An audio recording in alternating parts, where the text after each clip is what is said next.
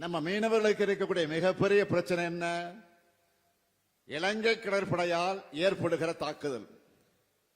இதுல நாம் தொடர்ந்து அதில் ஈடுபட்டு கண்டிக்கிறோம், போராட்டம் நடத்துகிறோம். ஆனா ஒன்றியத்தை ஆளும் பாஜக அரசு நம்ம மீனவர்களை காக்க எதுவும் செய்யல. கச்சத்தீவை மீட்பதுதான் சரியான தீர்வாக அமையும்னு தமிழ்நாடு சட்டமன்றத்தில் தீர்மானத்தை நிறைவேற்றி ஒன்றிய அரசுக்கு அனுப்பியிருக்கிறோம்.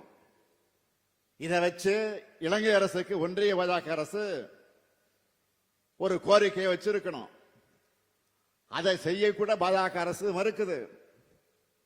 இலங்கை சென்ற இந்திய பிரதமரும் இதை வலியுறுத்த மறுக்கிறார். கச்சத்தீவை தரமாட்டோம்னு இலங்கையினுடைய வெளியுறவுத்துறை அமைச்சர் சொல்லுகிறார்.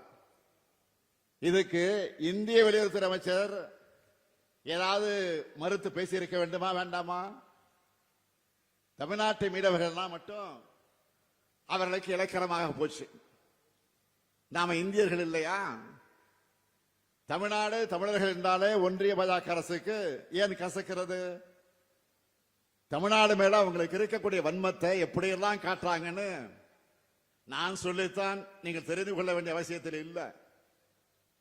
ஜிஎஸ்டியால நிதி உரிமை போச்சு, நிதி பகிர்வுகளையும் ஓரவஞ்சன, சிறப்பு திட்டம் எதையும் அறிவிக்க மாட்டாங்க, பள்ளி கல்விக்கான நிதியை தரமாட்டாங்க.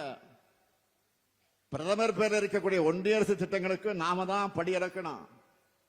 இதெல்லாம் போதாதுன்னு நீட், தேசிய கொள்கையினை, கல்வி வளர்ச்சிக்கும் தடை, கீழடி அறிக்கைக்கு தடை, எல்லாத்துக்கும் மேல தொகுதி மறுவரைகரை, இப்படி தமிழ்நாட்டுக்கு வஞ்சகம் செய்வதையே ஒன்றிய பாஜக அரசு வழக்கமாக செய்து கொண்டிருக்கிறது.